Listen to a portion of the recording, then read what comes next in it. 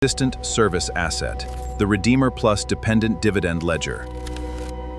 A new corporate NOR dossier. Via First excerpt. Persistent Service Asset Part 1. The Liquidation Metric. MXTM aka Pirate 1 or VJ Tsunami X. July 2nd, 2026. Chapter 1, 2 doors, 1 room. Redeemer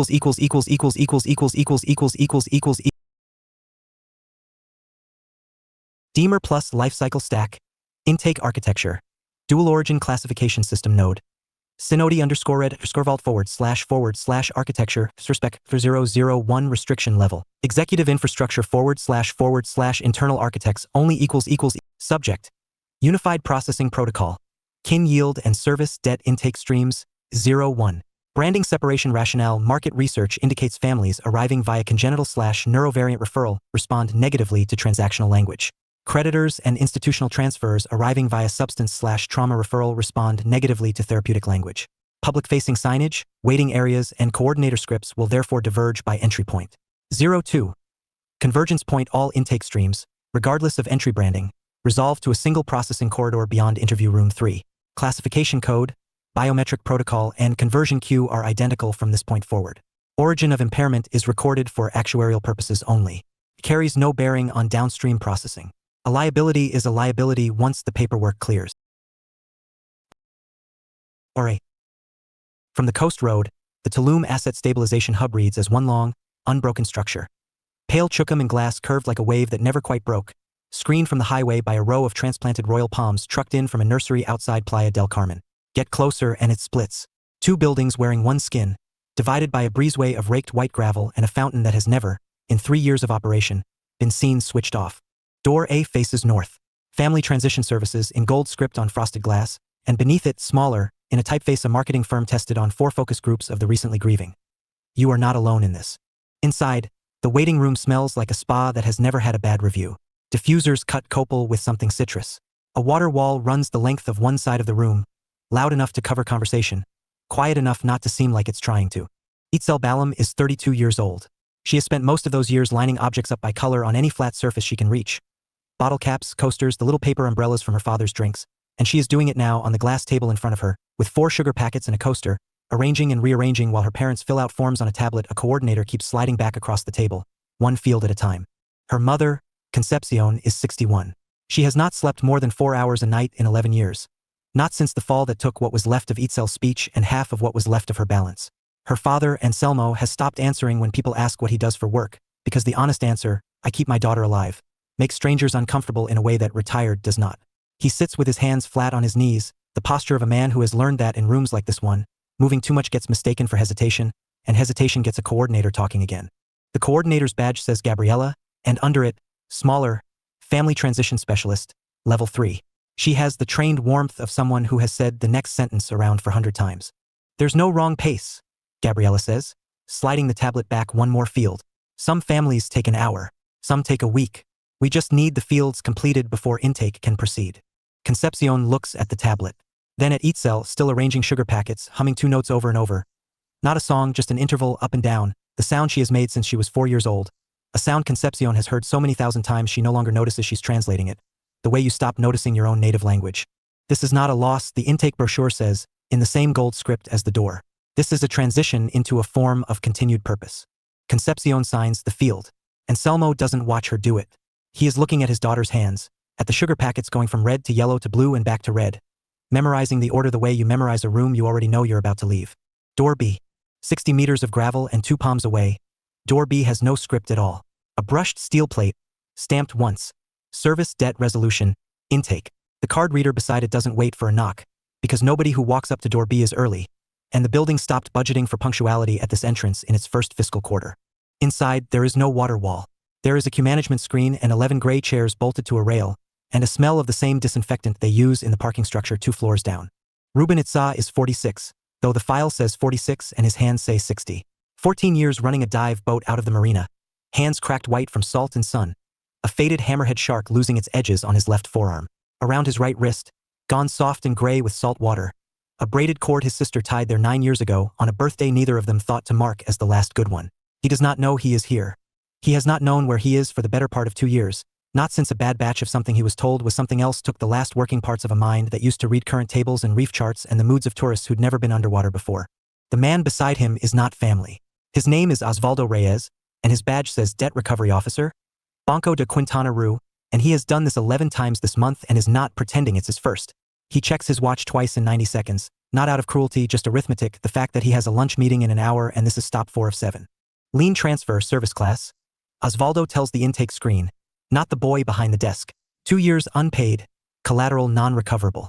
We'll take the stack offer. The boy behind the desk, his badge says only intake, no name because Dorby doesn't budget for titles either, taps the screen. Confirm the asset has no responsive next of kin on file. Sister in Playa. Filed a waiver 8 months ago. Osvaldo doesn't look up from his own tablet.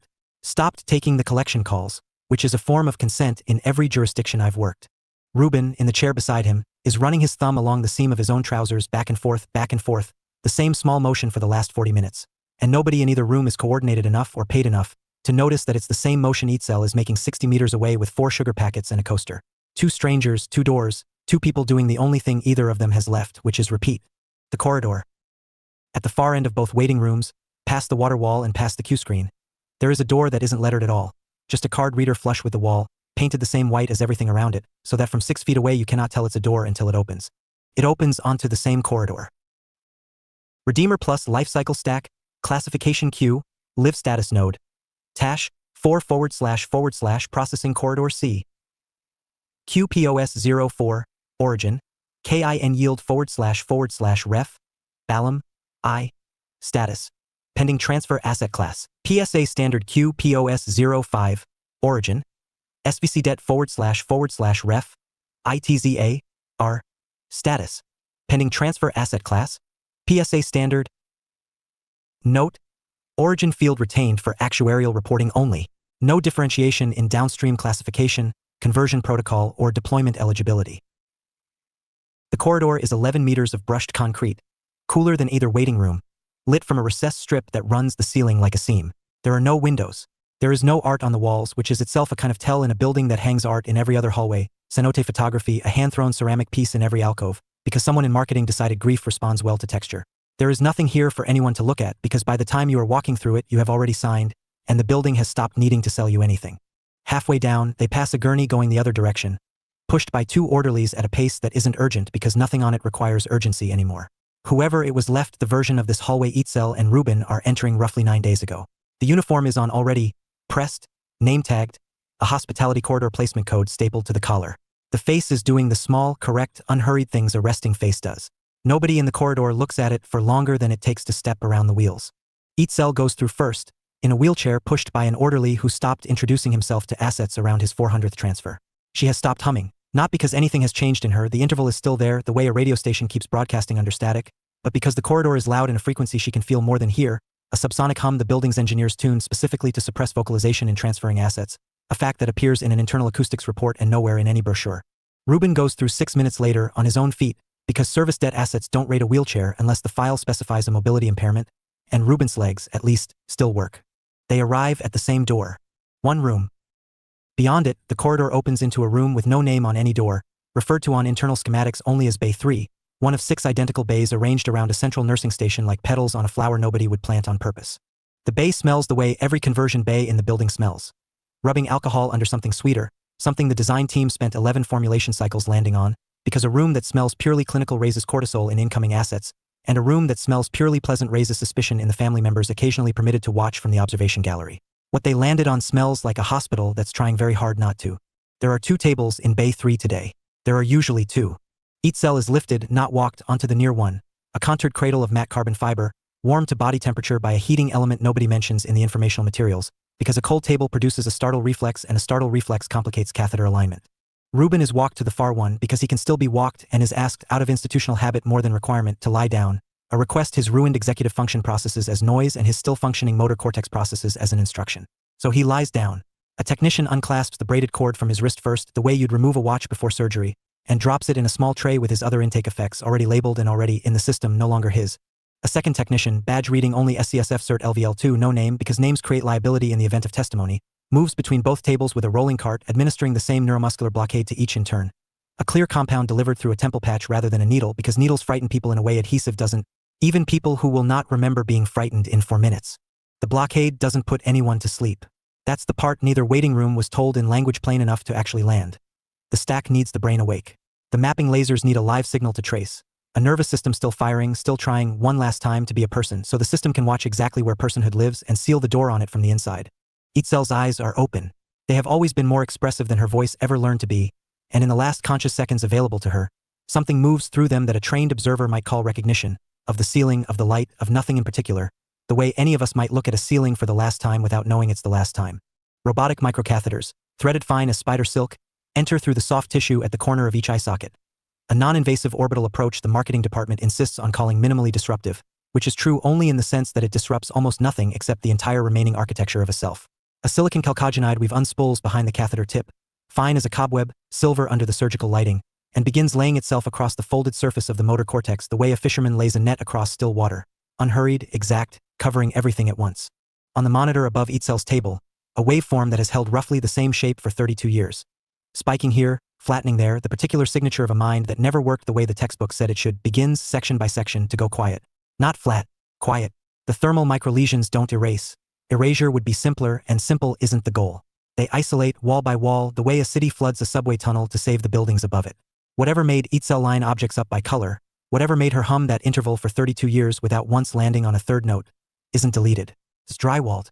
It will, in a technical sense the stack's engineers are quite proud of, continue to exist, the way a person buried under enough concrete continues, technically, to exist.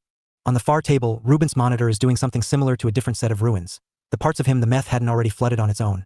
14 years of reef charts and current tables and a sister's phone number he can no longer dial, sealed off in the same unhurried, exact motion, silver mesh settling over what used to be a man who knew, better than almost anyone on this coast, how to read water. For 4 seconds, both waveforms spike together, not in pain, the technicians will tell you, because pain requires a report and there is no reporting architecture left to file one, but in something the equipment logs simply as a terminal coherence event. The last full bandwidth firing of 2 nervous systems still, for 4 seconds, entirely their own. Then both lines settle into the same shape. It isn't a flat line. The stack doesn't deal in flat lines. A flat line is a liability with a body still attached and no revenue stream behind it. It's a new shape, clean, regular, identical, table to table, origin to origin, the exact waveform of a persistent service asset at rest. On the nursing station's central display, without ceremony, without anyone in the room pausing to notice, 2 records that walked in through 2 different doors, wearing 2 different histories, update to the same field. Asset class. PSA standard. Status. Ready. Down the hall, a cart with a fresh set of catheter cassettes is already rolling toward Bay 4. Bay 3, shift log. 1402 intake, origin, KIN yield. Conversion initiated. 1404 intake, origin, SVC det. Conversion initiated. 1419 terminal coherence event, both stations. Logged, no action required. 1423 conversion complete, both stations. Reclassified PSA standard. 1424 bay cleared. Next intake in Q2. Discussion about this episode. Comments. Restex. Recent episodes. Persistent service asset. 2 hours ago, MXTM aka Pirate 1 or VJ Tsunami X. Under duress part 4. June 3rd.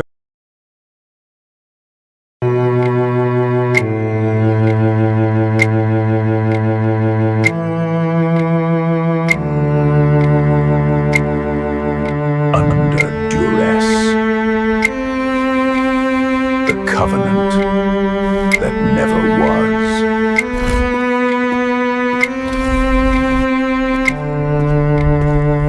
Under duress part 1. The covenant that never was. June 30th, 2026. How institutions manufacture consent, why sovereignty matters, and what artificial intelligence will eventually discover. By Pirate First. Every civilization eventually builds a machine capable of confusing obedience with consent. The machine changes costumes throughout history. Sometimes it wears armor. Sometimes it wears robes. Sometimes it wears a judge's gown. Sometimes a white laboratory coat. Sometimes a school uniform. Today, it increasingly wears software. Regardless of the century, the operating principle remains remarkably consistent. Acquire compliance. Declare legitimacy. The signature becomes more important than understanding. The ritual more important than conviction. The document more important than freedom. History is crowded with institutions that learned how to manufacture the appearance of voluntary participation while quietly removing the conditions required for genuine choice. They discovered something profoundly useful. Most people cannot distinguish between an agreement freely entered and one engineered through dependency, fear, exhaustion, propaganda, debt, bureaucracy, social pressure, institutional capture, or carefully managed alternatives. Force and fear, narrowly redefined by law, have been replaced by diffused structural coercion no single party can be blamed for. Fraud, prosecutable in its crude form, has been replaced by manufactured belief and engineered omission that recruits the victim's own conviction in its defense. Sovereignty, the precondition for any of this to matter, has been quietly redefined as something authority grants after compliance rather than something authority must recognize before requesting it. Part 2 turns this same instrument toward the oldest institution to claim covenant as its founding vocabulary, religion itself, and the theology of consent it built, refined, and, in too many of its historical and contemporary forms, quietly abandoned, long before it noticed the abandonment had occurred. Ruins of the old world, we built our own. Sun-powered, self-sustained, and free. No well less whispers, no discord begging, no roadmap lies, no floor.